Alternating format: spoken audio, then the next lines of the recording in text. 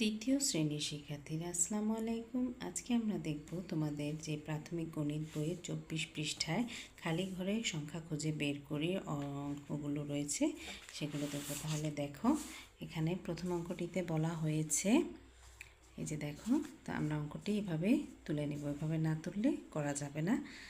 প্রথমে আমরা দেখব এখানে রয়েছে 7, 7-এর থেকে 5 বিয়োগ করব। 5 বিয়োগ করলে এখানে থাকবে 2, 5 আর 2 7। আবার এখানে রয়েছে 5, 5-এর থেকে আমরা 1 বিয়োগ করব, তাহলে এখানে হয় 5-এর থেকে 1 বিয়োগ করলে 4, 1 আর 4 5। পরবর্তীতে আমরা দেখব যে 2 আর 1 3, 8-এর থেকে 3 বিয়োগ করব। 3 বিয়োগ করলে আমাদের কত হয়? তাহলে 3 বিয়োগ করলে আমাদের এখানে হবে 5, 5 2 7 8। তাহলে এই দেখো আমাদের উত্তরটি, তাহলে এখানে হবে 510, 245 ও 102। আমরা পরবর্তী অঙ্কটিতে দেখব। অঙ্কটিতে বলা হয়েছে, দেখো 2 3 3 আর 6, 3 আর 6 যোগ করলে 9 হয়। এবং এখানে আর রয়েছে 8, 8 থেকে যদি আমরা 3 আর 1 4 বিয়োগ করি তাহলে 4, 1 3 4 আর এই 4 যোগ করলে হয় 8। এরপরে দেখব 7, এখানে রয়েছে 7, 7-এর থেকে আমরা 3 বিয়োগ করব। 3 বিয়োগ করলে এখানে হয় 4। 9, 9-এর থেকে আমরা কত বিয়োগ করব?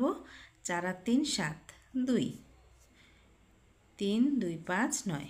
ঠিক আছে, তাহলে দেখো এখানে রয়েছে 3 4 1 2, 2 1 3, এখানে হবে 4, এখানে হবে 9। এর পরবর্তী অঙ্কটিতে দেখো 0 আর 4 9, এখানে 4 আর 5 যোগ করলে হয় আমাদের 9, খালি ঘরে হবে 9। 9-এর থেকে যদি তুমি 7 বিয়োগ করো তাহলে এখানে হবে 2, এটা যোগ করো 2 3 5 আর 4, এই যে 9 হলো। এখন 3-এর থেকে 1 বিয়োগ করো। 3-এর থেকে 1 বিয়োগ করলে এখানে হয় 2, 2 আর 1 3। 6, 6 থেকে 4 বিয়োগ করো। 6 থেকে 4 বিয়োগ করলে হয় 2, 4 আর 2 6। এর পরবর্তী অঙ্কটি আমরা দেখব 4 নম্বর অঙ্কটি। 4 নম্বর অঙ্কটিতে বলা হয়েছে 0 7 আর 1 8 6, এখানে 6 থেকে 2 বিয়োগ করলে হবে আমাদের 4, 4 আর 2 6।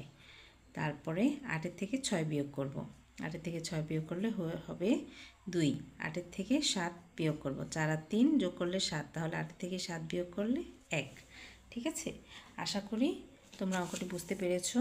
যদি তোমরা বুঝতে পারো এবং তোমাদের ভালো লেগে থাকে তাহলে অবশ্যই আমার চ্যানেলটিকে লাইক করে সাবস্ক্রাইব করে দিবে এবং শেয়ার করে দিবে।